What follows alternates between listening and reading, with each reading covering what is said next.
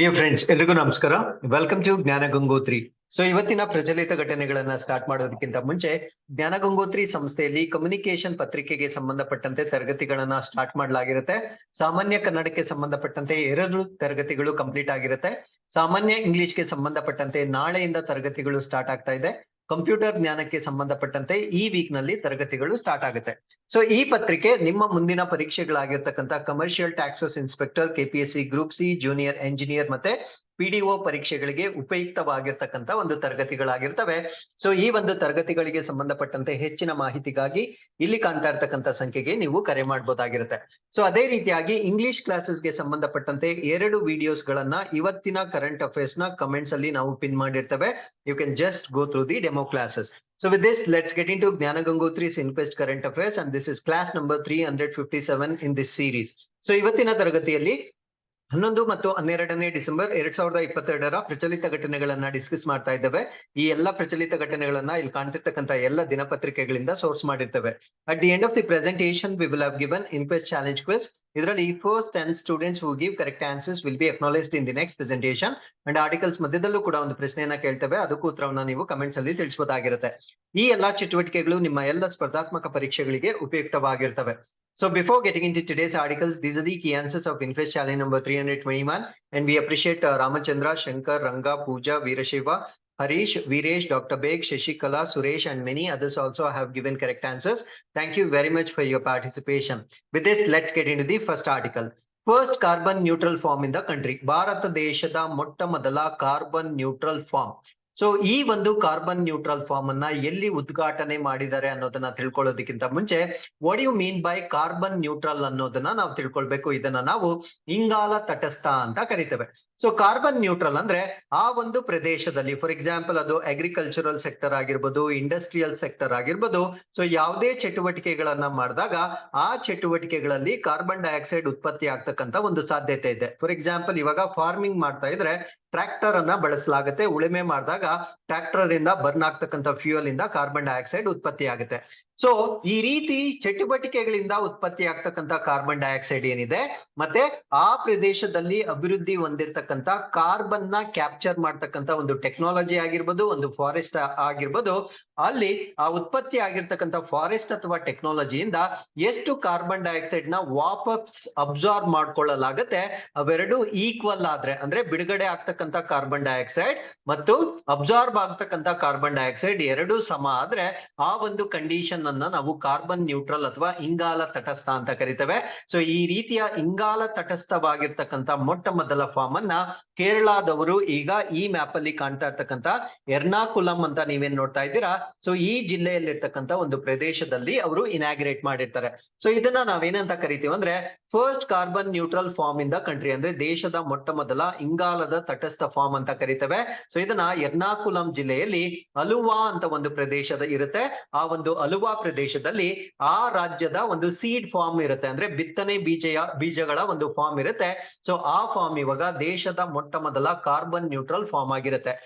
ಈ ಒಂದು ಫಾರ್ಮ್ ಏನಿದೆ, ಅಲ್ಲಿ ಟೋಟಲ್ ಆಗಿ ಆರ್ಗ್ಯಾನಿಕ್ ಅಗ್ರಿಕಲ್ಚರ್, ನಿಮ್ಗೆಲ್ಲ ಗೊತ್ತಿರೋ ಹಾಗೆ ಸಾವಯವ ಕೃಷಿ ಚಟುವಟಿಕೆಗಳನ್ನ ಮಾಡ್ಲಾಗುತ್ತೆ.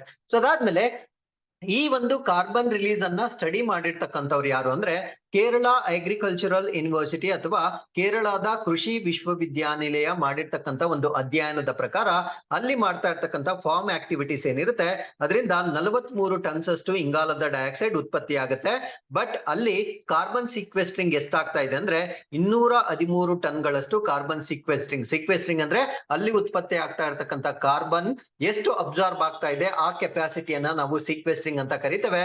ಉತ್ಪತ್ತಿ ಆಗ್ತಾ ಇರ್ತಕ್ಕಂಥದ್ದು 43 ಟನ್, ಅಬ್ಸಾರ್ಬ್ ಆಗ್ತಾ ಇರ್ತಕ್ಕಂಥದ್ದು 213 ಟನ್ ಆಗಿರುತ್ತೆ. ಇದನ್ನ ನಾವು ಪ್ರಾಕ್ಟಿಕಲಿ ಹೇಳೋದಾದ್ರೆ ಕಾರ್ಬನ್ ನ್ಯೂಟ್ರಲ್ ಕೂಡ ಅಲ್ಲ, ಇದನ್ನ ನಾವು ಕಾರ್ಬನ್ ನೆಗೆಟಿವ್ ಅಂತ ಹೇಳ್ಬೋದಾಗಿರುತ್ತೆ. ಕಾರಣ ಏನು ಅಂದ್ರೆ ಅಲ್ಲಿ ಉತ್ಪತ್ತಿ ಆಗ್ತಾ ಇರ್ತಕ್ಕಂಥ ಕಾರ್ಬನ್ ಗಿಂತ ಅಬ್ಸಾರ್ಬ್ ಆಗ್ತಕ್ಕಂಥ ಕಾರ್ಬನ್ ಡೈಆಕ್ಸೈಡ್ ಬಹಳ ಜಾಸ್ತಿ ಇರೋದ್ರಿಂದ ಈ ಒಂದು ಕಂಡೀಷನ್ ಅನ್ನ ನಾವು ಕಾರ್ಬನ್ ನ್ಯೂಟ್ರಲ್ ಅಂತ ಹೇಳ್ಬೋದಾಗಿರುತ್ತೆ. ಇದಕ್ಕೆ ಸಂಬಂಧಪಟ್ಟಂತೆ ಕೇರಳ ರಾಜ್ಯದ ಇನ್ನೊಂದು ಅಪ್ಡೇಟ್ ಕೂಡ ಇರುತ್ತೆ. ಅದೇನು ಅಂದ್ರೆ 2025ರ ವೇಳೆಗೆ ಅಂದ್ರೆ ಬೈ 2025 ಕೇರಳ ಕೇರಳ ರಾಜ್ಯದ ಎಲೆಕ್ಟ್ರಿಸಿಟಿ ಕೆಪಾಸಿಟಿ ಅಥವಾ ಅದರ ಅವಶ್ಯಕತೆ ಏನಿದೆ ಅದರ ಒಟ್ಟು ಅವಶ್ಯಕತೆಯ 40% ಅಂತ ನಾವೇನ್ ಕರಿತೇವೆ. ಸೊ ಇದನ್ನ ನವೀಕರಿಸಬಹುದಾದ ಇಂಧನ ಅಥವಾ ರಿನ್ಯೂಬಲ್ ಎನರ್ಜಿಯಿಂದ ಡೆವಲಪ್ ಮಾಡ್ಲಿಕ್ಕೆ 2025 ಒಂದು ಟಾರ್ಗೆಟ್ ಅನ್ನ ಕೂಡ ಇಟ್ಕೊಂಡಿರ್ತಾರೆ. ಸೊ ಪರೀಕ್ಷೆಯಲ್ಲಿ ಈ ಒಂದು 40% ಎನರ್ಜಿ ನೀಡ್ಸ್ ಅನ್ನ ಎಷ್ಟು ವರ್ಷಕ್ಕೆ ಕೇರಳ ರಾಜ್ಯದವರು ಅಚೀವ್ ಮಾಡ್ತಕ್ಕಂತ ಒಂದು ಟಾರ್ಗೆಟ್ ಅನ್ನ ಇಟ್ಕೊಂಡಿದ್ದಾರೆ ಅಂತ ಪ್ರಶ್ನೆ ಕೇಳಿದ್ರೆ 2025 ಅಂತ ನಮ್ಗೆ ಗೊತ್ತಿರ್ಬೇಕಾಗಿರುತ್ತೆ. So with this we have come to the second article. This is about India's largest business jet terminal. So ಭಾರತದ ಅತಿ ದೊಡ್ಡ ವಾಣಿಜ್ಯ ಜೆಟ್ ಟರ್ಮಿನಲ್ ಬಗ್ಗೆ ಡಿಸ್ಕಸ್ ಮಾಡ್ತಾ ಇದ್ದೇವೆ. ಇದು ಕೂಡ ಭಾರತದ ಅತಿ ದೊಡ್ಡ ಟರ್ಮಿನಲ್ ಆಗಿರುತ್ತೆ. ಸೊ ಹಾಗಿದ್ರೆ what you mean by jet terminal? Jet terminal ಅಂದ್ರೆ ಸೊ ಇವಾಗ ಏರ್ಪೋರ್ಟ್ಸ್ ಏನಿರ್ತವೆ ಆ ಒಂದು ಏರ್ಪೋರ್ಟ್ಸ್ ಅಲ್ಲಿ ಈ ಒಂದು ಬಿಸ್ನೆಸ್ ಜೆಟ್ಸ್ ಅಂತ ನಾವೇನ್ ಕರಿತೇವೆ. ಅಂದ್ರೆ ಈಗ ಬಿಗ್ ಬಿಸ್ನೆಸ್ ಮೆನ್ಸ್ ಆಗಿರ್ಬೋದು ಅಥವಾ ಸೆಲೆಬ್ರಿಟೀಸ್ ಆಗಿರ್ಬೋದು, ಅವರು ತನ್ನದೇ ಆದ ಒಂದು ಜೆಟ್ಸ್ ಅನ್ನ ಇಟ್ಕೊಂಡಿರ್ತಾರೆ. ಆ ಜೆಟ್ಸ್ ಅನ್ನ ಲ್ಯಾಂಡಿಂಗ್ ಮತ್ತೆ ಟೇಕ್ ಆಫ್ ಮಾಡ್ಲಿಕ್ಕೆ ಏರ್ಪೋರ್ಟ್ಸ್ ಅಲ್ಲಿ ಒಂದು ಪ್ರತ್ಯೇಕವಾದ ಪ್ಲೇಸ್ ಅನ್ನ ಅಲಾಟ್ ಮಾಡಿರ್ತಾರೆ. ಈ ರೀತಿಯ ಪ್ರತ್ಯೇಕವಾದ ಪ್ಲೇಸ್ ಅನ್ನ ಅಲಾಟ್ ಮಾಡಿರ್ತಕ್ಕಂಥ ಏರ್ಪೋರ್ಟ್ಸ್ ಅಲ್ಲಿ ಭಾರತದ ಅತಿ ದೊಡ್ಡ ವಾಣಿಜ್ಯ ಜೆಟ್ ಟರ್ಮಿನಲ್ ಅನ್ನ ಈಗ ಮತ್ತೊಮ್ಮೆ ಕೇರಳ ರಾಜ್ಯದವರು ಇನಾಗ್ರೇಟ್ ಮಾಡಿರ್ತಾರೆ. ಸೊ ಕೇರಳ ರಾಜ್ಯದಲ್ಲಿರ್ತಕ್ಕಂಥ ಕೊಚ್ಚಿನ್ ಇಂಟರ್ನ್ಯಾಷನಲ್ ಏರ್ಪೋರ್ಟ್ ಏನಿದೆ, ಸೊ ಇದರಲ್ಲಿ India's largest business jet terminal ಅನ್ನ ಅವರು ಇನಾಗ್ರೇಟ್ ಮಾಡಿರ್ತಾರೆ. ಸೊ ಈ ಒಂದು ಕೊಚ್ಚಿನ್ ಏರ್ಪೋರ್ಟ್ ಈ ಒಂದು ಇನಾಗ್ರೇಷನ್ ವತಿಯಿಂದ it has become 4th airport in India. ಅಂದ್ರೆ ಭಾರತ ದೇಶದಲ್ಲಿರ್ತಕ್ಕಂಥ ವಿಮಾನ ನಿಲ್ದಾಣಗಳಲ್ಲಿ ಈ ರೀತಿಯ ಖಾಸಗಿ ಜೆಟ್ ಟರ್ಮಿನಲ್ ಅನ್ನ ನಿರ್ವಹಣೆ ಮಾಡ್ತಾ ಇರ್ತಕ್ಕಂಥ ದೇಶದ 4ನೇ ವಿಮಾನ ನಿಲ್ದಾಣ ಇದಾಗಿರುತ್ತೆ. ಹಾಗಿದ್ರೆ ಇದಕ್ಕಿಂತ ಮುಂಚೆ ಈ ರೀತಿಯ ಬಿಸ್ನೆಸ್ ಜೆಟ್ ಟರ್ಮಿನಲ್ ಗಳನ್ನ ಆಪರೇಟ್ ಮಾಡ್ತಾ ಇದ್ದಂತಹ ವಿಮಾನ ನಿಲ್ದಾಣಗಳು ಯಾವ್ದ್ಯಾವ್ದು ಅಂದ್ರೆ ಡೆಲ್ಲಿ, ಮುಂಬೈ ಮತ್ತು ಅಹಮದಾಬಾದ್. ಸೊ ಇವುಗಳ ಪಟ್ಟಿಗೆ ಈಗ ಕೇರಳದ ಕೊಚ್ಚಿನ್ ಇಂಟರ್ನ್ಯಾಷನಲ್ ಏರ್ಪೋರ್ಟ್ ಕೂಡ ಅಥವಾ ಏರ್ಪೋರ್ಟ್ ಕೂಡ ಈ ಒಂದು ಪಟ್ಟಿಗೆ ಸೇರ್ಕೊಂಡಿರುತ್ತೆ. ಸೊ ಇದರಿಂದ ಏನಾಗುತ್ತೆ ಅಂದ್ರೆ of course it is going to boost the tourism. ಆ ಒಂದು ರಾಜ್ಯದ ಪ್ರವಾಸೋದ್ಯಮ ಇನ್ಕ್ರೀಸ್ ಆಗುತ್ತೆ. ಅದ್ರ ಜೊತೆಗೆ ಮೈಸ್ ಅಂತ ಕರಿತೇವೆ. ಮೈಸ್ ಅಂದ್ರೆ ಮೀಟಿಂಗ್ಸ್, ಇನ್ಸೆಂಟಿವ್ಸ್, ಕಾನ್ಫರೆನ್ಸಸ್ ಮತ್ತೆ ಎಕ್ಸಿಬಿಷನ್ಸ್ ಅಂತ ನಾವೇನ್ ಕರಿತೇವೆ. ಸೊ ಈ ಒಂದು ವಲಯದಲ್ಲೂ ಕೂಡ ಉತ್ತೇಜನ ಆಗ್ತಕ್ಕಂತ ಒಂದು ಸಾಧ್ಯತೆ ಇರುತ್ತೆ. ಹಾಗಿದ್ರೆ ಭಾರತ ದೇಶಕ್ಕೆ ಆಗ್ತಕ್ಕಂತ ಅಡ್ವಾಂಟೇಜ್ ಏನು ಅಂದ್ರೆ ಈ ಏವಿಯೇಷನ್ ಇಂಡಸ್ಟ್ರಿ ಅಂತ ನಾವೇನ್ ಕರಿತೇವೆ ಅಂದ್ರೆ ವಾಯುಯಾನ ಉದ್ಯಮ ಅಂತ ನಾವೇನ್ ಕರಿತೇವೆ. ಸೊ ಇದರಲ್ಲಿ ಭಾರತ ದೇಶ ಫೋರ್ ಫ್ರಂಟ್ ಅಥವಾ ಮುಂಚೂಣಿಗೆ ಬರ್ತಕ್ಕಂತ ಒಂದು ಸಾಧ್ಯತೆ ಕೂಡ ಜಾಸ್ತಿ ಇರುತ್ತೆ. So with this we have come to the third article. So ಮೂರನೇ ಆರ್ಟಿಕಲ್ ಬಂದು ಎನ್ವಿರಾನ್ಮೆಂಟ್ ಎಕಾಲಜಿಗೆ ಸಂಬಂಧಪಟ್ಟಿರ್ತಕ್ಕಂತ ಒಂದು ಅಪ್ಡೇಟ್ ಆಗಿರುತ್ತೆ. ಸೊ ನಾನ್ ಡಿಸ್ಕಸ್ ಮಾಡ್ತಾ ಇರ್ತಕ್ಕಂತ ಅಪ್ಡೇಟ್ ಬಂದು IUCN ರೆಡ್ ಲಿಸ್ಟ್ ಅಂತ ಕರಿತೇವೆ. ಅಂದ್ರೆ international union of conservation of nature ಅಂತ ನಾವೇನ್ ಕರಿತೇವೆ. ಸೊ ಇವ್ರು ಏನ್ ಮಾಡ್ತಾರಂದ್ರೆ ಪ್ರಪಂಚದಲ್ಲಿರ್ತಕ್ಕಂಥ ಪ್ರಾಣಿಗಳಾಗಿರ್ಬೋದು ಅಥವಾ ಸಸ್ಯಗಳಾಗಿರ್ಬೋದು ಅವುಗಳ ಸಂಖ್ಯೆಯ ಆಧಾರದ ಮೇಲೆ ಒಂದು ಡೇಟಾ ಬೇಸ್ ಅನ್ನ ಮೇಂಟೈನ್ ಮಾಡ್ತಾರೆ. ಅದನ್ನ ನಾವು ರೆಡ್ ಡೇಟಾ ಬುಕ್ ಅಂತ ಕರಿತೇವೆ. ಸೊ ಈ ಒಂದು ರೆಡ್ ಡೇಟಾ ಬುಕ್ ನ ಪ್ರಕಾರ ಈಗ ಹಿಮಾಲಯನ್ ಔಷಧಿ ಸಸ್ಯಗಳು ಅಂತ ನಾವೇನ್ ಕರಿತೇವೆ ಅಂದ್ರೆ ಹಿಮಾಲಯನ್ ಮೆಡಿಸಿನಲ್ ಪ್ಲಾಂಟ್ಸ್ ಅಂತ ನಾವೇನ್ ಕರಿತೇವೆ. ಸೊ ಅದನ್ನ ರೆಡ್ ಲಿಸ್ಟ್ ಅಥವಾ ಕೆಂಪು ಪಟ್ಟಿಗೆ ಸೇರಿಸಿರ್ತಾರೆ. ಸೊ ನಮ್ಮ ಪರೀಕ್ಷೆಗೆ ಇದರಲ್ಲಿ ಇಂಪಾರ್ಟೆಂಟ್ ಆಗಿರ್ತಕ್ಕಂಥ ವಿಷಯಗಳೇನು ಅಂದ್ರೆ IUCN ನ ಪ್ರಕಾರ ಈ ಪ್ರಾಣಿಗಳಾಗಿರ್ಬೋದು ಅಥವಾ ಸಸ್ಯಗಳಾಗಿರ್ಬೋದು ಒಟ್ಟು ಎಷ್ಟು ಕ್ಯಾಟಗರೀಸ್ ಆಗಿ ಡಿವೈಡ್ ಮಾಡ್ತಾರೆ ಅಂದ್ರೆ ಅದನ್ನ 8 ವಿಭಾಗಗಳಾಗಿ ವಿಭಜನೆ ಮಾಡ್ತಾರೆ. ಸೊ ಅದರಲ್ಲಿ ಇವತ್ತು 3 ಸಸ್ಯಗಳನ್ನ ಮೆಡಿಸಿನಲ್ ಪ್ಲಾಂಟ್ಸ್ ಅಥವಾ ಔಷಧೀಯ ಗುಣಗಳುಳ್ಳ ಸಸ್ಯಗಳನ್ನ ಈ ಒಂದು ಕೆಂಪು ಪಟ್ಟಿಗೆ ಸೇರಿಸಿರ್ತಾರೆ. ಆ ಸಸ್ಯಗಳು ಯಾವ್ದ್ಯಾವ್ದು, ಅವು ಯಾವ ಪ್ರದೇಶದಲ್ಲಿ ಬೆಳೆಯುತ್ತವೆ ಮತ್ತು ಅವುಗಳ ಸೈಂಟಿಫಿಕ್ ನೇಮ್ ಏನು, ಇವುಗಳನ್ನ ಕೇಳ್ತಕ್ಕಂತ ಒಂದು ಸಾಧ್ಯತೆ ಇರುತ್ತೆ. ಸೊ ಈ ಸಸ್ಯಗಳು ಯಾವ್ದ್ಯಾವ್ದು ಅನ್ನೋದನ್ನ ಅರ್ಥ ಮಾಡ್ಕೊಳ್ಳೋದಕ್ಕಿಂತ ಮುಂಚೆ ಈ 8 ಕ್ಯಾಟಗರೀಸ್ ಯಾವ್ದು ಅಂತ ನಾವು ಅರ್ಥ ಮಾಡ್ಕೊಳ್ತಾ ಬರೋಣ. ಸೊ ಇದರಲ್ಲಿ ಬರ್ತಕ್ಕಂತ ಮೊದಲನೇ ಕ್ಯಾಟಗರಿಯನ್ನ ನಾವು ಎಕ್ಸ್ಟಿಂಕ್ಟ್ ಅಥವಾ ಅವನತಿ ಹೊಂದಿರತಕ್ಕಂತ ಒಂದು ಪ್ರಭೇದಗಳು ಅಂತ ಕರಿತೇವೆ. ಸೊ ಈ ಒಂದು ಪ್ರಭೇದಗಳು ಕ್ಯಾಪ್ಟಿವಿಟಿಯಲ್ಲೂ ಕೂಡ ಇರೋದಿಲ್ಲ, ವೈಲ್ಡ್ ಅಲ್ಲೂ ಕೂಡ ಇರೋದಿಲ್ಲ. ಅಂದ್ರೆ ಕಾಡಿನಲ್ಲೂ ಕೂಡ ಅವು ಸಿಗೋದಿಲ್ಲ. ಕ್ಯಾಪ್ಟಿವಿಟಿ ಅಂದ್ರೆ ಝೂ ಅಲ್ಲಿ ಆಗಿರ್ಬೋದು, ಲ್ಯಾಬ್ ಅಲ್ಲಿ ಆಗಿರ್ಬೋದು ಅಥವಾ ಡೊಮೆಸ್ಟಿಕೇಶನ್ ಆಗಿರ್ಬೋದು, ಇಲ್ಲೂ ಕೂಡ ಇರೋದಿಲ್ಲ. ಅವುಗಳ ಪಾಪ್ಯುಲೇಷನ್ 0 ಆಗಿದ್ರೆ ಅದನ್ನ ನಾವು ಎಕ್ಸ್ಟಿಂಕ್ಟ್ ಅಂತ ಕರಿತೇವೆ. ಸೊ ಎರಡನೇ ಕ್ಯಾಟಗರಿಯನ್ನ ನಾವು ಎಕ್ಸ್ಟಿಂಕ್ಟ್ ಇನ್ ದ ವೈಲ್ಡ್ ಅಂತ ಕರಿತೇವೆ. ಅಂದ್ರೆ ವನ್ಯದಲ್ಲಿ ಮಾತ್ರ ಅವು ನಶಿಸಿ ಹೋಗಿರ್ತವೆ, ಕ್ಯಾಪ್ಟಿವಿಟಿಯಲ್ಲಿ ಇರುತ್ತೆ, ಝೂ ಅಲ್ಲಿ ಇರ್ಬೋದಾಗಿರುತ್ತೆ ಅಥವಾ ಮನೆಗಳಲ್ಲಿ ಸಾಕೊಂಡಿರ್ಬೋದಾಗಿರುತ್ತೆ. ಸೊ ಆ ಒಂದು ಕ್ಯಾಟಗರಿಯನ್ನ ನಾವು ಎಕ್ಸ್ಟಿಂಕ್ಟ್ ಇನ್ ದ ವೈಲ್ಡ್ ಅಂತ ಕರಿತೇವೆ. ಸೊ ಮೂರನೇ ಕ್ಯಾಟಗರಿಯನ್ನ ನಾವು ಕ್ರಿಟಿಕಲಿ ಎಂಡೇಂಜರ್ಡ್ ಅಂತ ಕರಿತೇವೆ. ಅಂದ್ರೆ ತೀವ್ರವಾಗಿ ಅಳಿವಿನಂಚಿನಲ್ಲಿರುವ ಪ್ರಭೇದಗಳು ಅಂತ ಕರಿತೇವೆ. ಆ ಒಂದು ಪ್ರಭೇದಗಳ ಒಂದು ಪರ್ಸೆಂಟೇಜ್ ಅಂತ ನಾವೇನ್ ಕರಿತೇವೆ, ಕಳೆದ 10 ವರ್ಷಗಳಲ್ಲಿ 90% ಡಿಕ್ಲೇನ್ ಆಗಿದ್ರೆ ಅವುಗಳನ್ನ ನಾವು ಕ್ರಿಟಿಕಲಿ ಎಂಡೇಂಜರ್ಡ್ ಅಂತ ಕರಿತೇವೆ. ನಾಲ್ಕನೇ ಕ್ಯಾಟಗರಿಯನ್ನ ಎಂಡೇಂಜರ್ಡ್ ಅಥವಾ ಅಳಿವಿನಂಚಿನಲ್ಲಿರುವ ಪ್ರಭೇದಗಳು ಅಂತ ಕರಿತೇವೆ. ಕಳೆದ 10 ವರ್ಷಗಳಲ್ಲಿ ಅವುಗಳ ಪಾಪ್ಯುಲೇಷನ್ 70% ಅಷ್ಟು ಡಿಕ್ರೀಸ್ ಆಗಿದ್ರೆ ಅದನ್ನ ಎಂಡೇಂಜರ್ಡ್ ಪಟ್ಟಿಗೆ ಸೇರಿಸ್ತಾರೆ. ಐದನೇ ಕ್ಯಾಟಗರಿ ಕ್ಯಾಟಗರಿಯನ್ನ ನಾವು ವಲ್ನರಬಲ್ ಅಥವಾ ದುರ್ಬಲ ಅಂತ ಕರಿತೇವೆ. ಕಳೆದ 10 ವರ್ಷಗಳಲ್ಲಿ ಆ ಪ್ರಭೇದಗಳ ಪರ್ಸೆಂಟೇಜ್ 50% ಅಷ್ಟು ರಿಡ್ಯೂಸ್ ಆಗಿದ್ರೆ ಅದನ್ನ ನಾವು ವಲ್ನರಬಲ್ ಅಂತ ಕರಿತೇವೆ. 6ನೇದನ್ನ ನಾವು ನಿಯರ್ ಥ್ರೆಟನ್ಡ್ ಅಥವಾ ಈ ಒಂದು ಭವಿಷ್ಯದಲ್ಲಿ ಅವಿನಾಶದ ಹಂಚಿನಲ್ಲಿರ್ತಕ್ಕಂಥ ಪ್ರಭೇದಗಳು ಅಂತ ಕರಿತೇವೆ. 7ನೇದನ್ನ ನಾವು ಲೀಸ್ಟ್ ಕನ್ಸರ್ನ್ ಅಂತ ಕರಿತೇವೆ. ಅಂದ್ರೆ ಕನಿಷ್ಠ ಕಾಳಜಿ. ಲೀಸ್ಟ್ ಕನ್ಸರ್ನ್ ಅಂದ್ರೆ ಅವುಗಳ ಸಂಖ್ಯೆ ಬಹಳಷ್ಟು ಜಾಸ್ತಿ ಇರೋದ್ರಿಂದ ಅವುಗಳ ಬಗ್ಗೆ ಕನ್ಸರ್ನ್ ಮಾಡ್ತಕ್ಕಂಥ ಒಂದು ಅವಶ್ಯಕತೆ ಇಲ್ಲ. 8ನೇ ಕ್ಯಾಟಗರಿಯನ್ನ ನಾವು ಡೇಟಾ ಡೆಫಿಶಿಯಂಟ್ ಅಂತ ಕರಿತೇವೆ. ಅಂದ್ರೆ ದತ್ತಾಂಶದ ಕೊರತೆ. ಅವುಗಳನ್ನ ಯಾವ ಪಟ್ಟಿಗೆ ಸೇರಿಸ್ಬೇಕು ಅನ್ನೋದಕ್ಕೆ ಅದರ ಡೇಟಾ ಕಡಿಮೆ ಇರುತ್ತೆ. ಸೊ ಆ ಒಂದು ಪ್ರಭೇದಗಳನ್ನ ನಾವು ಡೇಟಾ ಡೆಫಿಶಿಯಂಟ್ ಅಂತ ಕರಿತೇವೆ. ಸೊ ಈ ಒಂದು ಆಧಾರದ ಮೇಲೆ ಪ್ರಭೇದಗಳನ್ನ ಈ ಕ್ಯಾಟಗರೈಸ್ ಮಾಡ್ತಕ್ಕಂಥ ಕೆಲಸ ಯಾರು ಮಾಡ್ತಾರೆ ಅಂದ್ರೆ international union of conservation of nature ಮಾಡ್ತಾರೆ.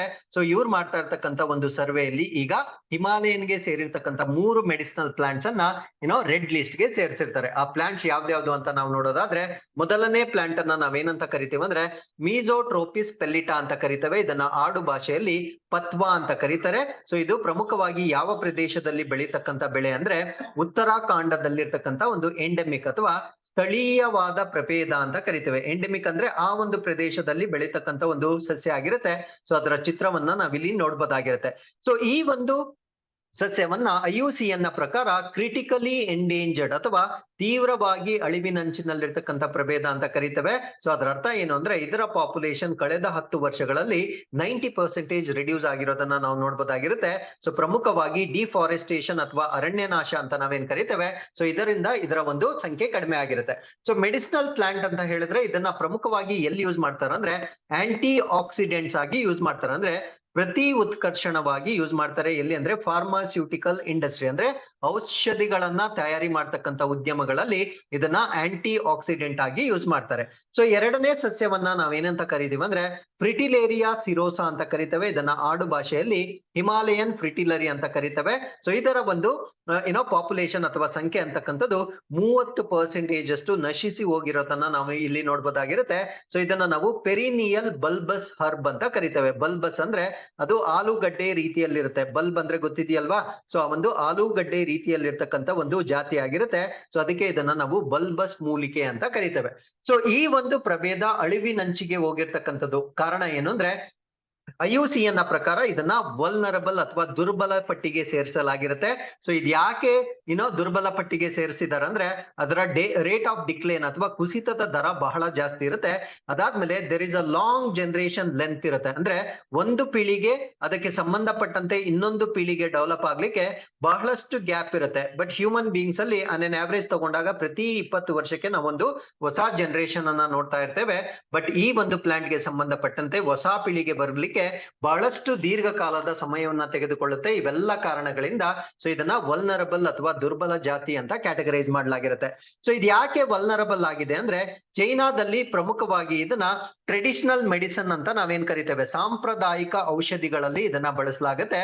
ಸೊ ಇದನ್ನ ಪ್ರಮುಖವಾಗಿ ಶ್ವಾಸಕೋಶಗಳಿಗೆ ಸಂಬಂಧಪಟ್ಟಂತೆ ಬರ್ತಕ್ಕಂಥ ಕಾಯಿಲೆ ನ್ಯೂಮೋನಿಯಾ ಅಂತ ನಾವೇನ್ ಕರಿತೇವೆ ಇದರ ಟ್ರೀಟ್ಮೆಂಟ್ ನಲ್ಲಿ ಇದನ್ನ ಪ್ರಮುಖವಾಗಿ ಬಳಸಲಾಗುತ್ತೆ. ಸೊ ಇದೇ ರೀತಿ 3ನೇ ಸಸ್ಯವನ್ನ ನಾವೇನಂತ ಕರಿತೀವಿ ಅಂದ್ರೆ ಡಕ್ಟಿಲೋರಿಸಾ ಹಟಗಿರಿಯಾ ಅಂತ ಕರಿತೇವೆ. ಇದನ್ನ ಆಡು ಭಾಷೆಯಲ್ಲಿ ಸಲಾಂ ಪಂಜಾ ಅಂತ ಕರಿತೇವೆ. ಸೊ ಇದನ್ನ IUCN ಪ್ರಕಾರ ಎಂಡೇಂಜರ್ಡ್ ಅಥವಾ ಅಳಿವಿನಂಚಿನಲ್ಲಿರ್ತಕ್ಕಂಥ ಒಂದು ಪ್ರಭೇದ ಅಂತ ಮಾಡಿರ್ತಾರೆ. ಸೊ ಇದು ಅಳಿವಿನಂಚಿನಲ್ಲಿ ಹೋಗ್ಲಿಕ್ಕೆ ಕಾರಣ ಏನು ಅಂದ್ರೆ ಈ ಒಂದು ಗ್ರೇಜಿಂಗ್ ಅಥವಾ ಮೇಯಿಸುವಿಕೆ ಜಾಸ್ತಿ ಆಗಿರೋದ್ರಿಂದ ಮತ್ತೆ ಕ್ಲೈಮೇಟ್ ಚೇಂಜ್ ಹವಾಮಾನ ಬದಲಾವಣೆಯಿಂದ ಈ ಒಂದು ಸಸ್ಯ ಅಳಿವಿನಂಚಿನಲ್ಲಿಗೆ ಹೋಗ್ತಾ ಇರ್ತಕ್ಕಂಥ ಒಂದು ಸಾಧ್ಯತೆ ಇರುತ್ತೆ. ಸೊ ಇದನ್ನ ಪ್ರಮುಖವಾಗಿ ಈ ಒಂದು ಡಿಸೆಂಟ್ರಿ ಅಥವಾ ಅತಿಸಾರ, ಗ್ಯಾಸ್ಟ್ರೈಟಿಸ್ ಅಥವಾ ಜ್ವರ, ಕೆಮ್ಮು ಈ ಒಂದು ಕಾಯಿಲೆಗಳಿಗೆ ಔಷಧಿಯಾಗಿ ಭಾರತ ದೇಶದಲ್ಲಿರ್ತಕ್ಕಂಥ ಈ ಒಂದು ಮೆಡಿಸಿನಲ್ ಸಿಸ್ಟಮ್ ಆಗಿರ್ತಕ್ಕಂಥ ಆಯುರ್ವೇದ, ಸಿದ್ಧ, ಯುನಾನಿ ಅಂತ ನಾವೇನ್ ಕರಿತೇವೆ.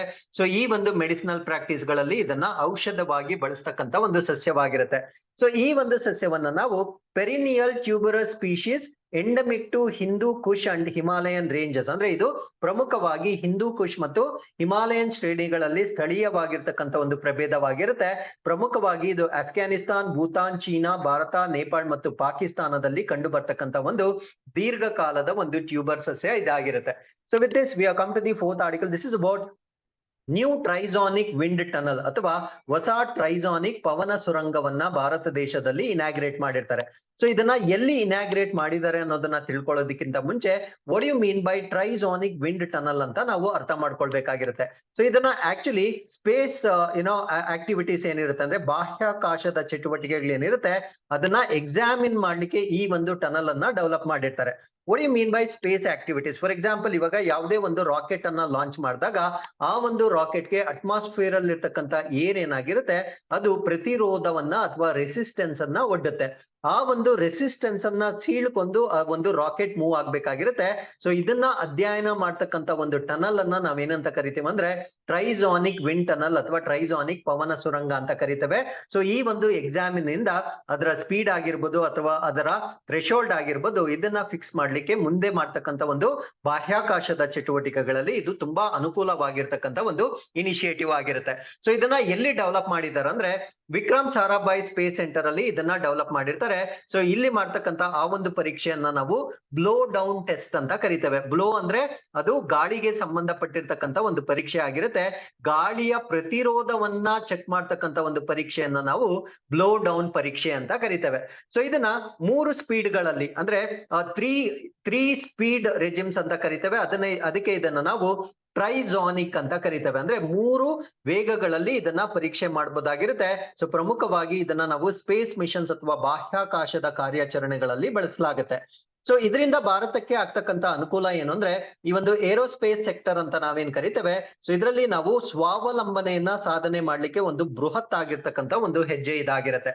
ಅದಾದ್ಮೇಲೆ ಈ ಒಂದು ವಿಂಡ್ ಟನಲ್ಸ್ ಅಂತ ನಾವೇನ್ ಕರಿತೇವೆ are devices use to study the effect of air flown on the solid objects ಅಂದ್ರೆ ನಾನು ಮುಂಚೆನೆ ಹೇಳ್ದಾಗೆ ಘನ ವಸ್ತುಗಳು ಅಂತ ನಾವೇನ್ ಕರಿತೇವೆ ಆ ಒಂದು ಘನ ವಸ್ತುಗಳ ಮೇಲೆ ಗಾಳಿ ಮಾಡ್ತಕ್ಕಂಥ ಒಂದು ಪರಿಣಾಮವನ್ನ ಅಧ್ಯಯನ ಮಾಡ್ಲಿಕ್ಕೆ ಮಾಡಿರ್ತಕ್ಕಂಥ ಒಂದು ಸುರಂಗವಾಗಿರುತ್ತೆ.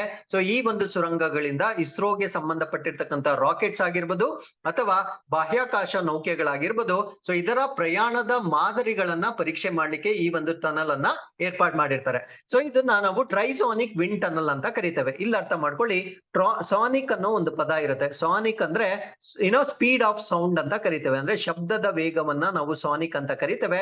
ಶಬ್ದದ ವೇಗಕ್ಕೂ ಈ ಒಂದು ರಾಕೆಟ್ ಅಥವಾ ಸ್ಪೇಸ್ ಕ್ರಾಫ್ಟ್ ಮೂವ್ಮೆಂಟ್ಗೂ ಏನ್ ಸಂಬಂಧ ಅಂದ್ರೆ ಸೊ ಯಾವುದೇ ಒಂದು ರಾಕೆಟ್ ಆಗಿರ್ಬೋದು ಅಥವಾ ಸ್ಪೇಸ್ ಕ್ರಾಫ್ಟ್ ಆಗಿರ್ಬೋದು ಈವನ್ ಮಿಸೈಲ್ ಆಗಿರ್ಬೋದು ಅದರ ವೇಗವನ್ನ ನಾವು ಶಬ್ದದ ವೇಗಕ್ಕೆ ಕೋರಿಲೇಟ್ ಮಾಡ್ತೇವೆ.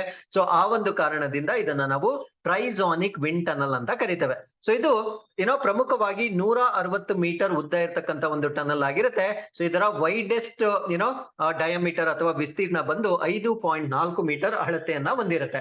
ಸೊ ಇದನ್ನ ಪ್ರಮುಖವಾಗಿ ಏನಕ್ಕೆ ಯೂಸ್ ಮಾಡ್ತಾರೆ ಅಂದ್ರೆ ಬ್ಲೋ ಡೌನ್ ಟೆಸ್ಟ್ ಮಾಡ್ಲಿಕ್ಕೆ ಯೂಸ್ ಮಾಡ್ತಾರೆ. ಬ್ಲೋ ಡೌನ್ ಟೆಸ್ಟ್ ಅನ್ನ ಹೇಗ್ ಮಾಡ್ತಾರೆ ಅಥವಾ ಏನಕ್ಕೆ ಮಾಡ್ತಾರೆ ಅನ್ನೋದನ್ನ ನಾನು ಇಷ್ಟೊತ್ತು ಎಕ್ಸ್ಪ್ಲೇನ್ ಮಾಡಿದ್ದೇನೆ. ಇಲ್ಲೇನ್ ಮಾಡ್ತಾರೆ ಅಂದ್ರೆ ಗ್ಯಾಸ್ ಅನ್ನ ಸ್ಟೋರ್ ಮಾಡ್ಕೊಂಡು ಅದನ್ನ ರಿಲೀಸ್ ಮಾಡ್ತಾರೆ. ಆ ಒಂದು ಅನಿಲವನ್ನ ಬಿಡುಗಡೆ ಮಾಡಿದಾಗ ಈ ಒಂದು ಸ್ಪೇಸ್ ಯೂನಿಟ್ಸ್ ಏನಿರುತ್ತೆ ಅದು ಹೇಗೆ ಬಿಹೇವ್ ಮಾಡುತ್ತೆ ಅನ್ನೋದನ್ನ ಇಲ್ಲಿ ಪರೀಕ್ಷೆ ಮಾಡಲಾಗುತ್ತೆ. So the tunnel can simulate flight conditions from 0.2 times the speed of sound to 4 times the speed of sound. ಅಂದ್ರೆ ಈ ಒಂದು ಧ್ವನಿ ಅಲ್ಲ, ಇದನ್ನ ಶಬ್ದ ಅಂತ ಚೇಂಜ್ ಮಾಡ್ಕೊಳ್ಳಿ. ಸೊ ಶಬ್ದದ ವೇಗ ಏನಿರುತ್ತೆ ಸೊ ಆ ಶಬ್ದದ ವೇಗಕ್ಕೆ ಸಂಬಂಧಪಟ್ಟಂತೆ 0.2 ಪಟ್ಟು ವೇಗದಿಂದ 4 ಪಟ್ಟು ವೇಗಕ್ಕೆ ಈ ಒಂದು ಶಬ್ದದ ವೇಗವನ್ನ ಅನುಕರಣೆ ಮಾಡಬಹುದಾಗಿರುತ್ತೆ. ಸಿಮ್ಯುಲೇಷನ್ ಅಂದ್ರೆ ಆ ಒಂದು ಪ್ರಾಕ್ಟಿಕಲ್ ಕಂಡೀಷನ್ಸ್ ಏನಿರುತ್ತೆ ಅಂದ್ರೆ ನಾವು ನಿಜವಾಗ್ಲೂ ರಾಕೆಟ್ ನ ಲಾಂಚ್ ಮಾಡಿದಾಗ ಅಲ್ಲಿರ್ತಕ್ಕಂಥ ಪ್ರಾಕ್ಟಿಕಲ್ ಕಂಡೀಷನ್ ಏನಿರುತ್ತೆ ಅದನ್ನ ಸೇಮ್ ಡ್ಯೂಪ್ಲಿಕೇಟ್ ಮಾಡೋದನ್ನ ನಾವು ಸಿಮ್ಯುಲೇಷನ್ ಅಂತ ಕರಿತೇವೆ.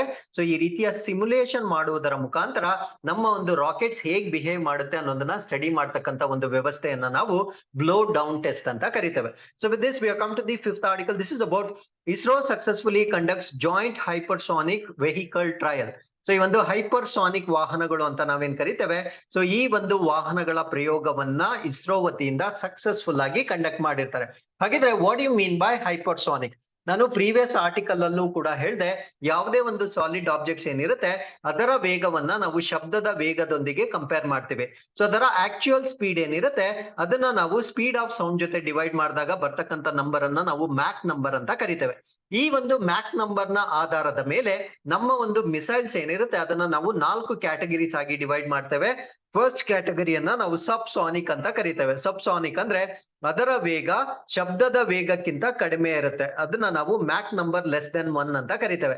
ಸೊ ಎರಡನೇ ಕ್ಯಾಟಗರಿಯನ್ನ ನಾವು ಟ್ರಾನ್ಸಾನಿಕ್ ಅಂತ ಕರಿತೇವೆ. ಸೊ ಅದರ ಮ್ಯಾಕ್ ನಂಬರ್ ಬಂದು 1 ಇರುತ್ತೆ, ಅಂದ್ರೆ ಶಬ್ದದ ವೇಗ ಮತ್ತೆ ಆ ಒಂದು ಆಬ್ಜೆಕ್ಟ್ ನ ವೇಗ ಸರಿ ಸಮನಾಗಿರುತ್ತೆ, ಅದನ್ನ ನಾವು ಟ್ರಾನ್ಸಾನಿಕ್ ಅಂತ ಕರಿತೇವೆ. ಸೊ ಮೂರನೇದನ್ನ ನಾವು ಸೂಪರ್ ಸಾನಿಕ್ ಅಂತ ಕರಿತೇವೆ. ಸೊ ಶಬ್ದದ ವೇಗಕ್ಕಿಂತ ಜಾಸ್ತಿ ಇರುತ್ತೆ, ಅಂದ್ರೆ ಮೋರ್ ದೆನ್ 1 ಇರುತ್ತೆ, ಸೊ ಲೆಸ್ ದೆನ್ 5 ಇರುತ್ತೆ. ಈ ರೇಂಜ್ ಅಲ್ಲಿ ಮೂವ್ ಆಗ್ತಕ್ಕಂತ ಒಂದು ಮಿಸೈಲ್ಸ್ ನ ನಾವು ಸೂಪರ್ ಸಾನಿಕ್ ಅಂತ ಕರಿತೇವೆ. ಸೊ ಕೊನೆಯ ಕ್ಯಾಟಗರಿಯನ್ನ ನಾವು ಹೈಪರ್ ಸಾನಿಕ್ ಅಂತ ಕರಿತೇವೆ. ಸೊ ಇದರ ಮ್ಯಾಕ್ ನಂಬರ್ 5ಕ್ಕಿಂತ ಜಾಸ್ತಿ ಇರುತ್ತೆ, ಅಂದ್ರೆ ಶಬ್ದದ ವೇಗಕ್ಕಿಂತ 5 ಟೈಮ್ಸ್ ಜಾಸ್ತಿ ಸ್ಪೀಡ್ ಆಗಿ ಮೂವ್ ಆಗ್ತಕ್ಕಂತ ಒಂದು ಆರ್ಟಿಕಲ್ಸ್ ನ ನಾವು ಹೈಪರ್ ಸಾನಿಕ್ ಅಂತ ಕರಿತೇವೆ. ಸೊ ಈಗ ಈ ಒಂದು ಹೈಪರ್ ಸಾನಿಕ್ ಅಥವಾ ಈ ಒಂದು ಹೈಪರ್ ಸಾನಿಕ್ ಮಿಸೈಲ್ಸ್ ಅಂತ ನಾವೇನ್ ಕರಿತೇವೆ, ಸೊ ಇವುಗಳನ್ನ ಇಸ್ರೋ ಸಕ್ಸಸ್ಫುಲ್ ಆಗಿ ಟೆಸ್ಟ್ ಮಾಡಿರುತ್ತೆ. ಹಾಗಿದ್ರೆ ಈ ಒಂದು ಆರ್ಟಿಕಲ್ ಗೆ ಸಂಬಂಧಪಟ್ಟಂತೆ ನಾವು ಕೇಳ್ತಾ ಇರ್ತಕ್ಕಂಥ ಇವತ್ತಿನ ಪ್ರಶ್ನೆ ಏನು ಅಂದ್ರೆ, BrahMos missiles come under which category, ಅಂದ್ರೆ ಬ್ರಹ್ಮೋಸ್ ಮಿಸೈಲ್ಸ್ ಏನಿರುತ್ತೆ ಈ 4 ಕ್ಯಾಟಗರೀಸ್ ಅಲ್ಲಿ ಯಾವ ಕ್ಯಾಟಗರಿಗೆ ಬರುತ್ತೆ ಅನ್ನೋದನ್ನ ನೀವು ನಮ್ಗೆ ಕಮೆಂಟ್ಸ್ ಅಲ್ಲಿ ತಿಳಿಸಬಹುದಾಗಿರುತ್ತೆ. ಸೊ ಇಸ್ರೋದವರು ಈ ಒಂದು ಹೈಪರ್ಸಾನಿಕ್ ವೆಹಿಕಲ್ಸ್ ಅನ್ನ ಸಕ್ಸಸ್ಫುಲ್ ಆಗಿ ಪರೀಕ್ಷೆ ಮಾಡಿರ್ತಾರೆ. ಹೈಪರ್ಸಾನಿಕ್ ಅಂದ್ರೆ ಏನು ಅಂತ ನಾನು ಆಲ್ರೆಡಿ ಹೇಳಿದ್ದೇನೆ. ಆ ಒಂದು ಮ್ಯಾಕ್ ನಂಬರ್ ಏನಿರುತ್ತೆ ಅದು 5ಕ್ಕಿಂತ ಜಾಸ್ತಿ ಇದ್ರೆ ಆ ಒಂದು ಆಬ್ಜೆಕ್ಟ್ಸ್ ನ ನಾವು ಹೈಪರ್ಸಾನಿಕ್ ಅಂತ ಕರಿತೇವೆ. ಸೊ ಈ ಒಂದು ಹೈಪರ್ಸಾನಿಕ್ ಮಿಸೈಲ್ಸ್ ಅಲ್ಲಿ ಕಟಿಂಗ್ ಎಡ್ಜ್ ಟೆಕ್ನಾಲಜಿ ಅಥವಾ ಅತ್ಯಾಧುನಿಕ ತಂತ್ರಜ್ಞಾನವನ್ನ ಯೂಸ್ ಮಾಡಲಾಗಿರುತ್ತೆ. ಸೊ ಈ ಒಂದು ಹೈಪರ್ಸಾನಿಕ್ ಮಿಸೈಲ್ ಗಳನ್ನ ಭಾರತ ದೇಶದಲ್ಲಿ 2 ರೀತಿಯಾಗಿ ಡೆವಲಪ್ ಮಾಡ್ತಾ ಇದ್ದಾರೆ. ಸೊ ಫಸ್ಟ್ ಮೆಥಡ್ ಏನು ಅಂದ್ರೆ, ಭಾರತ ಮತ್ತು ರಷ್ಯಾ ಕೊಲ್ಯಾಬರೇಷನ್ ಅಲ್ಲಿ ಈ ಒಂದು ಹೈಪರ್ಸಾನಿಕ್ ಕ್ಷಿಪಣಿಗಳನ್ನ ಅಭಿವೃದ್ಧಿ ಪಡಿಸ್ತಾ ಇದ್ದಾರೆ, ಅದೊಂದಾಗಿದ್ರೆ, ಇನ್ನೊಂದು ಭಾರತ ದೇಶ ಇಂಡಿಜಿನಸ್ಲಿ ಅಂದ್ರೆ ಸ್ಥಳೀಯವಾಗಿ ಈ ಒಂದು ಹೈಪರ್ಸಾನಿಕ್ ಮಿಸೈಲ್ ಗೆ ಸಂಬಂಧಪಟ್ಟಂತೆ ತಂತ್ರಜ್ಞಾನಗಳನ್ನ ಡೆವಲಪ್ ಮಾಡ್ತಾ ಇದ್ದಾರೆ. ಆ ಒಂದು ಪ್ರೋಗ್ರಾಮ್ ನ ಏನಂತ ಕರೀತಾರೆ ಅಂತ ನಿಮ್ಗೆ ಪ್ರಶ್ನೆ ಕೇಳ್ತಕ್ಕಂತ ಒಂದು ಸಾಧ್ಯತೆ ಇರುತ್ತೆ. ಆ ಪ್ರೋಗ್ರಾಮ್ ನ ನಾವೇನಂತ ಕರಿತೇವೆ ಅಂದ್ರೆ hypersonic technology demonstrator vehicle program ಅಂತ ಕರಿತೇವೆ. ಸೊ ಈ ಒಂದು ಪ್ರೋಗ್ರಾಮ್ ನ ಅಡಿಯಲ್ಲಿ ಭಾರತೀಯ ವಿಜ್ಞಾನಿಗಳು ಸ್ಥಳೀಯವಾಗಿ ಈ ಒಂದು ಹೈಪರ್ಸಾನಿಕ್ ಮಿಸೈಲ್ ಗಳನ್ನ ಅಥವಾ ವೆಹಿಕಲ್ಸ್ ಅನ್ನ ಭಾರತ ದೇಶದಲ್ಲಿ ಡೆವಲಪ್ ಮಾಡ್ತಾ ಇದ್ದಾರೆ. So with this we have come to the 6th article. This is about Ayushman Bharat health account ID generation and teleconsultation award. So ಈ ಒಂದು ಇಲ್ಲಿ ಒಂದು ಅವಾರ್ಡ್ ಬಗ್ಗೆ ಡಿಸ್ಕಸ್ ಮಾಡ್ತಾ ಇದ್ದೀವಿ. ಆ ಅವಾರ್ಡ್ ಅನ್ನ ನಾವೇನಂತ ಕರಿತೀವಿ ಅಂದ್ರೆ ಆಯುಷ್ಮಾನ್ ಭಾರತ್ ಆರೋಗ್ಯ ಖಾತೆ ಐಡಿಗಳನ್ನ ಜಾಸ್ತಿ ಉತ್ಪಾದನೆ ಮಾಡಿರ್ತಕ್ಕಂಥ ರಾಜ್ಯ ಮತ್ತೆ ಟೆಲಿ ಕನ್ಸಲ್ಟೇಷನ್ ಗೆ ಸಂಬಂಧಪಟ್ಟಂತೆ ಕೊಟ್ಟಿರ್ತಕ್ಕಂಥ ಒಂದು ಅವಾರ್ಡ್ ಆಗಿರುತ್ತೆ. ಸೊ ಈ ಒಂದು ಅವಾರ್ಡ್ ಅನ್ನ ಪಡೆದುಕೊಂಡಿರ್ತಕ್ಕಂಥ ರಾಜ್ಯ ಜಮ್ಮು ಕಾಶ್ಮೀರ್ ಆಗಿರುತ್ತೆ. ಸೊ ಇದು first prize in the category of Ayushman Bharat health account ID generation, ಅಂದ್ರೆ ಈ ಒಂದು ಆಯುಷ್ಮಾನ್ ಭಾರತ್ ಆರೋಗ್ಯ ಯೋಜನೆ ಏನಿದೆ ಆ ಒಂದು ಯೋಜನೆಯ ಅಡಿಯಲ್ಲಿ ಐಡಿಗಳನ್ನ ಜನರೇಷನ್ ಮಾಡ್ತಕ್ಕಂತ ವಿಭಾಗದಲ್ಲಿ ಜಮ್ಮು ಕಾಶ್ಮೀರಿಗೆ ಮೊದಲ ಪ್ರೈಸ್ ಬಂದಿರುತ್ತೆ. ಅದಾದ್ಮೇಲೆ ಟೆಲಿ ಕನ್ಸಲ್ಟೇಷನ್ ಅಂತ ನಾವೇನ್ ಕರಿತೇವೆ ಅಂದ್ರೆ ದೂರವಾಣಿಯ ಮುಖಾಂತರ ಆರೋಗ್ಯ ಸೇವೆಯನ್ನ ನೀಡ್ತಕ್ಕಂತ ಒಂದು ಇನಿಷಿಯೇಟಿವ್ ಏನಿರುತ್ತೆ, ಸೊ ಇದರಲ್ಲಿ ಜಮ್ಮು ಕಾಶ್ಮೀರ್ 2ನೇ ಸ್ಥಾನವನ್ನ ಪಡೆದುಕೊಂಡಿರುತ್ತೆ. ಸೊ ಈ ಒಂದು ಅವಾರ್ಡ್ ಅನ್ನ ಯಾವತ್ ಕೊಟ್ಟಿರ್ತಾರೆ ಅಂದ್ರೆ ಯೂನಿವರ್ಸಲ್ ಹೆಲ್ತ್ ಕವರೇಜ್ ಡೇ ಅಂತ ನಾವೇನ್ ಕರಿತೇವೆ. ಸೊ ಇದನ್ನ 11ನೇ ಡಿಸೆಂಬರ್ ಆಚರಣೆ ಮಾಡ್ಲಾಗುತ್ತೆ. ಸೊ ಈ ಒಂದು ದಿನದಂದು ಈ ಒಂದು ಪ್ರೈಸ್ ಅನ್ನ ಕೊಟ್ಟಿರ್ತಾರೆ. ಹಾಗಿದ್ರೆ ಯೂನಿವರ್ಸಲ್ ಹೆಲ್ತ್ ಕವರೇಜ್ ಡೇ ಅಂದ್ರೆ ಏನು? ಸೊ ಇದು ವಿಶ್ವ ಆರೋಗ್ಯ ಸಂಸ್ಥೆಯ ವತಿಯಿಂದ ಮಾಡಿರ್ತಕ್ಕಂಥ ಒಂದು ದಿನ ಆಗಿರುತ್ತೆ. ಸೊ ಇದರ ಅರ್ಥ ಏನು ಅಂದ್ರೆ, ಯಾವುದೇ ಒಂದು ಪ್ರಜೆ ತನ್ನ ಆರೋಗ್ಯಕ್ಕೆ ವೆಚ್ಚ ಮಾಡ್ತಕ್ಕಂಥ ಕಾರಣದಿಂದ ಅವರು ಬಡತನಕ್ಕೆ ತಳ್ಳಬಾರದು.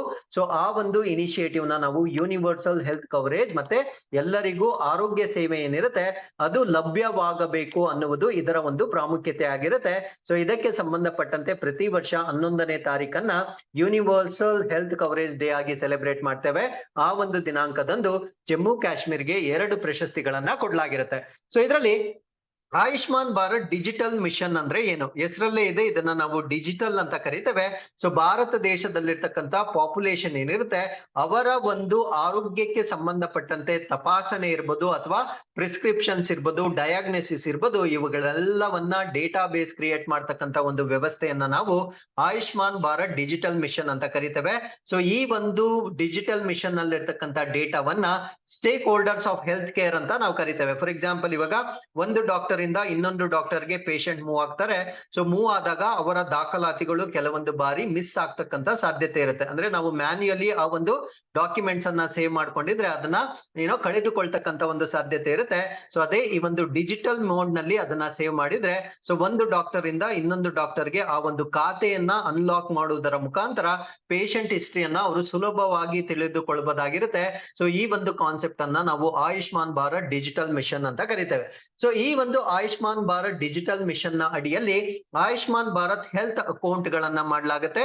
ಸೊ ಈ ಒಂದು ಹೆಲ್ತ್ ಅಕೌಂಟ್ ನ ಅಡಿಯಲ್ಲಿ ಈ ಒಂದು ರೆಕಾರ್ಡ್ಸ್ ಅಂತ ನಾವೇನ್ ಕರಿತೇವೆ, ಅಂದ್ರೆ ಆರೋಗ್ಯಕ್ಕೆ ಸಂಬಂಧಪಟ್ಟಂತ ದಾಖಲೆಗಳು ಅಂತ ನಾವೇನ್ ಕರಿತೇವೆ, ಸೊ ಅದನ್ನ ಡಿಜಿಟಲ್ ರೂಪದಲ್ಲಿ ಸೇವ್ ಮಾಡ್ಲಾಗಿರುತ್ತೆ. ಸೊ ಅದನ್ನ ಅವಶ್ಯಕತೆ ಇದ್ದಲ್ಲಿ ಒಬ್ಬ ಡಾಕ್ಟರ್ ಇಂದ ಇನ್ನೊಬ್ಬ ಡಾಕ್ಟರ್ಗೆ ವರ್ಗಾವಣೆ ಮಾಡಲಾಗುತ್ತೆ on the consent of the patient. ಅಂದ್ರೆ ಪೇಷಂಟ್ ನ ಒಂದು ಪರವಾನಗಿ ಅಥವಾ ಅವರ ಒಂದು ಪರ್ಮಿಷನ್ ಅನ್ನ ತೆಗೆದುಕೊಂಡು ಒಬ್ಬರಿಂದ ಇನ್ನೊಬ್ಬರಿಗೆ ಅದನ್ನ ಪಾಸ್ ಆನ್ ಮಾಡ್ಲಾಗುತ್ತೆ. ಸೊ ಈ ಖಾತೆಗಳನ್ನ ನಾವೇನಂತ ಕರಿತೇವೆ ಅಂದ್ರೆ ಆಯುಷ್ಮಾನ್ ಭಾರತ್ ಹೆಲ್ತ್ ಅಕೌಂಟ್ಸ್ ಅಂತ ಕರಿತೇವೆ. So with this we come to the 7th article. This is about ಸೀಸ್ award for the public leadership. ಅಂದ್ರೆ ಸಾರ್ವಜನಿಕ ನಾಯಕತ್ವಕ್ಕಾಗಿ ಸೀಸ್ ಪ್ರಶಸ್ತಿಯನ್ನ ಕೊಟ್ಟಿರ್ತಾರೆ. ಇದರಲ್ಲಿ ಪ್ರಮುಖವಾಗಿ ವೆಂಕಯ್ಯ ನಾಯ್ಡು ಅಂದ್ರೆ ಫಾರ್ಮರ್ ವೈಸ್ ಪ್ರೆಸಿಡೆಂಟ್ ಅಥವಾ ಭಾರತ ದೇಶದ ಮಾಜಿ ಉಪಾಧ್ಯಕ್ಷರಾಗಿದ್ದಂತಹ ವೆಂಕಯ್ಯ ನಾಯ್ಡು ಅವರಿಗೆ ಈ ಒಂದು ಸೀಸ್ ಅವಾರ್ಡ್ ಕೊಟ್ಟಿರ್ತಾರೆ. ಸೊ ಅದರ ಫುಲ್ ಫಾರ್ಮ್ ಏನು ಅಂದ್ರೆ Shri Chandrashekharendra Saraswati national eminence award ಅಂತ ಕರೀತೇವೆ. ಸೊ ಈ ಒಂದು ಅವಾರ್ಡ್ ಈ ಬಾರಿ 25th ಅಂದ್ರೆ 25ನೇ ಬಾರಿ ಈ ಒಂದು ಪ್ರಶಸ್ತಿಯನ್ನ ಕೊಡ್ತಾ ಇದ್ದಾರೆ.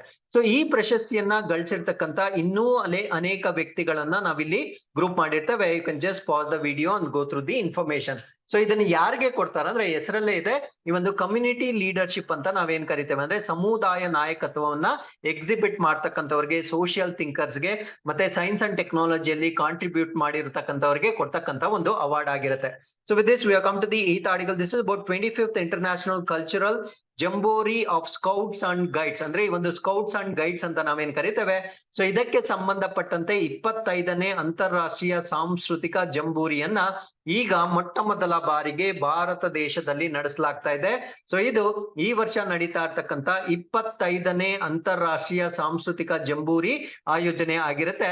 ಸೊ ಇದನ್ನ ಎಲ್ಲಿ ನಡೆಸ್ತಾ ಇದ್ದಾರೆ ಅಂದ್ರೆ ಕರ್ನಾಟಕ ರಾಜ್ಯದಲ್ಲಿರ್ತಕ್ಕಂತ ಮೂಡುಬಿದಿರೆ ಟೌನ್ ಅಲ್ಲಿ ದಕ್ಷಿಣ ಕನ್ನಡದಲ್ಲಿ ಇದನ್ನ ನಿರ್ವಹಿಸ್ತಾ ಇದ್ದಾರೆ. ಸೊ ಇದು ಭಾರತ ದೇಶದಲ್ಲಿ ಈ ಒಂದು ಜಂಬೂರಿ ನಡೀತಾ ಇರ್ತಕ್ಕಂಥದ್ದು ಇದೇ ಮೊಟ್ಟ ಮೊದಲ ಬಾರಿಗಾಗಿರುತ್ತೆ. ಹಾಗಿದ್ರೆ ಈ ವರ್ಷದ ಥೀಮ್ ಏನಾಗಿರುತ್ತೆ ಅಂದ್ರೆ ಕಲ್ಚರ್ ಫಾರ್ ಯೂತ್ ಸಾಲಿಡಾರಿಟಿ, ಅಂದ್ರೆ ಯುವಕರ ಒಗ್ಗಟ್ಟಿಗಾಗಿ ಸಂಸ್ಕೃತಿ ಎನ್ನುವ ಥೀಮ್ ನ ಆಧಾರದ ಮೇಲೆ ಸೊ ಈ ಒಂದು ಜಂಬೂರಿಯನ್ನ ನಡೆಸ್ತಾ ಇದ್ದಾರೆ. ಇದನ್ನ ಆರ್ಗನೈಸ್ ಮಾಡ್ತಾ ಇರ್ತಕ್ಕಂಥವ್ರು ಆಳ್ವಾಸ್ ಎಜುಕೇಶನ್ ಫೌಂಡೇಶನ್ ವತಿಯಿಂದ ಈ ಒಂದು ಪ್ರೋಗ್ರಾಮ್ ಅನ್ನ ಆರ್ಗನೈಸ್ ಮಾಡ್ತಾ ಇದ್ದಾರೆ. So with this we have come to the 9th article. This is about human rights day 2022 ಅಥವಾ ಮಾನವನ ಹಕ್ಕುಗಳ ದಿನ 2022. ಈ ಒಂದು ದಿನವನ್ನ ಪ್ರತಿ ವರ್ಷ ಡಿಸೆಂಬರ್ 10ನೇ ತಾರೀಕು ಆಯೋಜನೆ ಮಾಡಲಾಗುತ್ತೆ. ಯಾಕೆ ಡಿಸೆಂಬರ್ 10ನೇ ತಾರೀಕು ಮಾಡ್ತಾರೆ ಅಂದ್ರೆ ಯುನೈಟೆಡ್ ನೇಷನ್ ಜನರಲ್ ಅಸೆಂಬ್ಲಿ ಅಥವಾ ವಿಶ್ವಸಂಸ್ಥೆಯ ಸಾಮಾನ್ಯ ಸಭೆ ಏನಿರುತ್ತೆ, ಸೊ ಇವರು universal declaration of human rights ಅನ್ನ ಡಿಕ್ಲೇರ್ ಮಾಡಿರ್ತಕ್ಕಂತ ಒಂದು ದಿನ ಆಗಿರುತ್ತೆ. ಸೊ ಅದು ಯಾವ ವರ್ಷ ಅಂದ್ರೆ 1948ರಲ್ಲಿ ಮಾನವ ಹಕ್ಕುಗಳ ಸಾರ್ವತ್ರಿಕ ಘೋಷಣೆಯನ್ನ ಮಾಡಿರ್ತಕ್ಕಂತ ಅಥವಾ ಅಂಗೀಕಾರ ಮಾಡಿರ್ತಕ್ಕಂತ ಒಂದು ದಿನಾಂಕವಾಗಿರುತ್ತೆ. ಹಾಗಿದ್ರೆ ಈ ವರ್ಷದ ಥೀಮ್ ಏನಾಗಿರುತ್ತೆ ಅಂದ್ರೆ dignity, freedom and justice for all, ಅಂದ್ರೆ ಎಲ್ಲರಿಗೂ ಘನತೆ, ಸ್ವಾತಂತ್ರ್ಯ ಮತ್ತೆ ನ್ಯಾಯ ಅಂತಕ್ಕಂಥದ್ದು ಈ ವರ್ಷದ ಥೀಮ್ ಆಗಿರುತ್ತೆ. So with this we have come to the 10th article. This is about international mountains day ಅಥವಾ ಅಂತಾರಾಷ್ಟ್ರೀಯ ಪರ್ವತ ದಿನ. ಸೊ ಈ ಒಂದು ದಿನವನ್ನ ಪ್ರತಿ ವರ್ಷ ಡಿಸೆಂಬರ್ 11ನೇ ತಾರೀಕು ಆಚರಣೆ ಮಾಡಲಾಗುತ್ತೆ. ಸೊ ಪರ್ವತಗಳ ಪ್ರಾಮುಖ್ಯತೆಯ ಬಗ್ಗೆ ಜನರಲ್ಲಿ ಜಾಗೃತಿಯನ್ನ ಮೂಡಿಸ್ತಕ್ಕಂತ ಒಂದು ದಿನವಾಗಿರುತ್ತೆ. ಸೊ ಈ ವರ್ಷದ ಥೀಮ್ ಏನಾಗಿರುತ್ತೆ ಅಂದ್ರೆ ವಿಮೆನ್ ಮೂವ್ ಮೌಂಟೇನ್ಸ್. ಅಂದ್ರೆ ಮೂವ್ ಮೌಂಟೇನ್ಸ್ ಅಂದ್ರೆ ಅದೊಂದು ಮೆಟಾಫೋರ್ ಆಗಿರುತ್ತೆ. ಅದರ ಅರ್ಥ ಏನು ಅಂದ್ರೆ ಈ ಒಂದು ಮೌಂಟೇನ್ ಗಳನ್ನ ಸಂರಕ್ಷಣೆ ಮಾಡ್ಲಿಕ್ಕೆ ಅವ್ರು ಮಾಡ್ತಾ ಇರ್ತಕ್ಕಂಥ ಒಂದು ಕಾಂಟ್ರಿಬ್ಯೂಷನ್ ಅಂತಕ್ಕಂಥದ್ದು ಇದರ ಅರ್ಥವಾಗಿರುತ್ತೆ. ಸೊ ಯಾಕೆ ವಿಮೆನ್ಗೆ ಇಲ್ಲಿ ಕಾನ್ಸಂಟ್ರೇಟ್ ಮಾಡ್ತಾ ಇದಾರೆ ಅಂದ್ರೆ ಈ ಒಂದು ಮೌಂಟೇನ್ ಎನ್ವಿರಾನ್ಮೆಂಟ್ ಅನ್ನ ಪ್ರೊಟೆಕ್ಷನ್ ಮಾಡ್ಲಿಕ್ಕೆ ಮಹಿಳೆಯರ ಪಾತ್ರ ಬಹಳ ಜಾಸ್ತಿ ಇರುತ್ತೆ. ಸೊ ಆ ಒಂದು ಕಾರಣದಿಂದ ವಿಮೆನ್ ಅನ್ನ ಮೌಂಟೇನ್ ಪ್ರೊಟೆಕ್ಷನ್ ಗೆ ಇಲ್ಲಿ ಕನೆಕ್ಟ್ ಮಾಡಿ ಒಂದು ಥೀಮ್ ಅನ್ನ ಈಗ ಡೆವಲಪ್ ಮಾಡಿರ್ತಾರೆ. So with this we have come to the 11th article. This is about Nobel prize day ಅಥವಾ ನೊಬೆಲ್ ಪ್ರಶಸ್ತಿ ದಿನ. ಈ ಒಂದು ದಿನವನ್ನ ಪ್ರತಿ ವರ್ಷ ಡಿಸೆಂಬರ್ 10ನೇ ತಾರೀಕು ಆಚರಣೆ ಮಾಡಲಾಗುತ್ತೆ. ಸೊ ಈ ಒಂದು ದಿನ Nobel Prize Day is observed every year on 10th December to honor the achievements of Alfred Bernard Nobel. So Alfred Bernard Nobel ರವರ ಸಾಧನೆಗಳನ್ನ ಗೌರವಿಸ್ತಕ್ಕಂತ ಒಂದು ದಿನ ಇದಾಗಿರುತ್ತೆ. ಸೊ ಈ ಒಂದು ದಿನದಂದು ಈ physics, chemistry, physiology or medicine, literature ಮತ್ತೆ ಪೀಸ್ ಅಂತ ನಾವೇನ್ ಕರಿತೇವೆ, ಸೊ ಇದಕ್ಕೆ ಸಂಬಂಧಪಟ್ಟಂತೆ ನೊಬೆಲ್ ಪ್ರಶಸ್ತಿಗಳನ್ನ ಕೊಡ್ತಕ್ಕಂತ ಒಂದು ದಿನ ಆಗಿರುತ್ತೆ. ಸೊ ಡಿಸೆಂಬರ್ 10ನೇ ತಾರೀಕು ನೊಬೆಲ್ ಪ್ರೈಸ್ ದಿನದಂದು ಈ ಒಂದು ಪ್ರಶಸ್ತಿಗಳನ್ನ ಕೊಡ್ತಾರೆ. So every year ceremony is held in Stockholm, Sweden. So ಇದಕ್ಕೆ ಸಂಬಂಧಪಟ್ಟಂತೆ ಸ್ವೀಡನ್ ನ ಸ್ಟಾಕ್ಹೋಮ್ ನಲ್ಲಿ ಇದಕ್ಕೆ ಸಂಬಂಧಪಟ್ಟಂತೆ ಒಂದು ಸಮಾರಂಭವನ್ನ ನಡೆಸಲಾಗುತ್ತೆ. ಸೊ ಈ ಒಂದು ಸಮಾರಂಭದಲ್ಲಿ ಆಲ್ಫ್ರೆಡ್ ನೊಬೆಲ್ ರವರ ಡೆತ್ ಆನಿವರ್ಸರಿ ಅಥವಾ ಮರಣ ವಾರ್ಷಿಕೋತ್ಸವದ ಜೊತೆಗೆ ಈ ವರ್ಷ ನೊಬೆಲ್ ಪ್ರಶಸ್ತಿ ಯಾರ್ಯಾರಿಗೆ ಡಿಕ್ಲೇರ್ ಆಗಿರುತ್ತೆ ಅವರಿಗೆ ಪ್ರಶಸ್ತಿಗಳನ್ನ ಕೂಡ ಪ್ರದಾನ ಮಾಡಲಾಗುತ್ತೆ. ಸೊ ಇಲ್ಲಿಗೆ ಇವತ್ತಿನ ಎಲ್ಲಾ ಪ್ರಚಲಿತ ಘಟನೆಗಳು ಕಂಪ್ಲೀಟ್ ಆಗಿರುತ್ತೆ. With this V have come to InQuest challenge number 321. You can just pause the video, go through the questions and give us the answers. Once again, I'll meet you tomorrow with tomorrow's updates. Till then, take care of yourselves and thank you very much for watching this.